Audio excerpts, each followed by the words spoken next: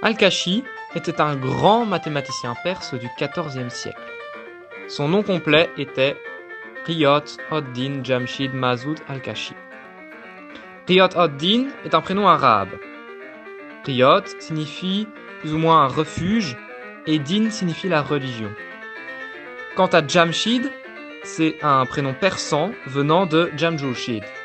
Jam peut se traduire par un plateau en verre et Julshid représente le soleil qui fait allusion à Nour, la lumière. Mas'oud est un nom arabe qui signifie heureux et enfin Al-Kashi est l'abréviation de Al-Kashani, un autre nom arabe signifiant de Kashan, précisément la ville où est né Al-Kashi. Donc, la traduction littérale est le refuge de la religion, plateau en verre de la lumière, heureux de Kashan. Après cette introduction, on survolera la vie d'Al-Kashi et on parlera de ses travaux avant de conclure.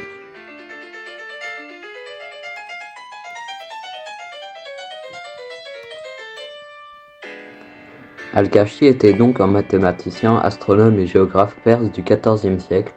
Il est né en 1380 à Kashan, en Iran. Il est ensuite parti à Samarcande, qui est aujourd'hui en Ouzbékistan, car l'académie scientifique de cette ville était renommée.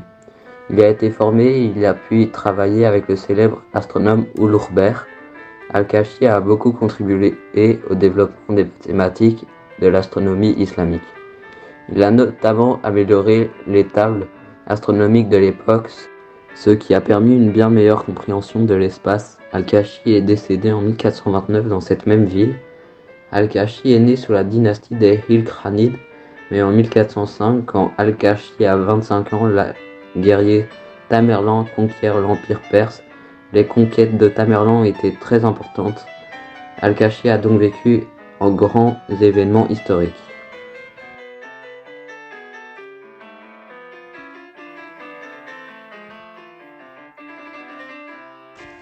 Al-Kashi est surtout connu pour ses travaux sur les séries infinies et les méthodes numériques, ainsi que pour son ouvrage sur l'arithmétique Miftah al-Ishab, la clé de l'arithmétique.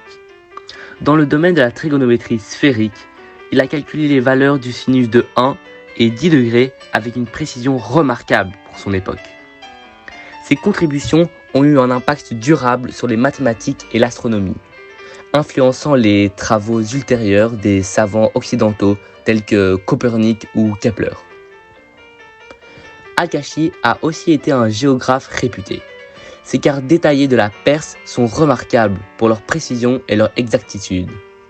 Il a aussi calculé pi avec une précision exceptionnelle pour son époque.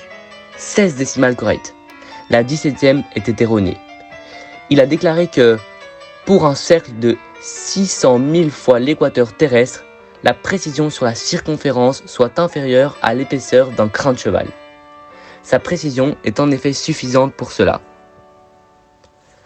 Avant Al-Kashi, seulement quelques décimales de pi étaient connues. Pour ce faire, Al-Kashi a utilisé une méthode géométrique appelée méthode des polygones inscrits et circonscrits. Cette méthode consiste à inscrire et à circonscrire des polygones réguliers à un cercle avec un grand nombre de côtés pour rapprocher le plus possible le périmètre des polygones de celui du cercle. Pour atteindre cette précision, il a utilisé un polygone à 8 500 306 368 côtés. Il a aussi établi la loi des cosinus, aussi appelée théorème de Pythagore généralisé ou formule d'Al-Kashi, que l'on a d'ailleurs vu en maths cette année. Donc c'était la formule, c'était A carré égale B carré plus C carré moins 2 fois B fois le cos de A.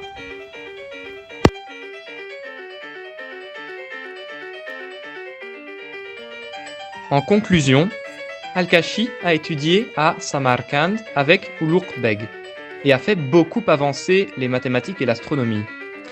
Il a calculé avec une énorme précision plusieurs nombres irrationnels comme pi, sinus de 1 degré et sinus de 10 degrés. Et il a généralisé le théorème de Pythagore à tous les triangles. Je finirai par le magnifique nombre qu'il a si bien estimé, 3,14, 15, 92, 65, 35, 89, 79, 32.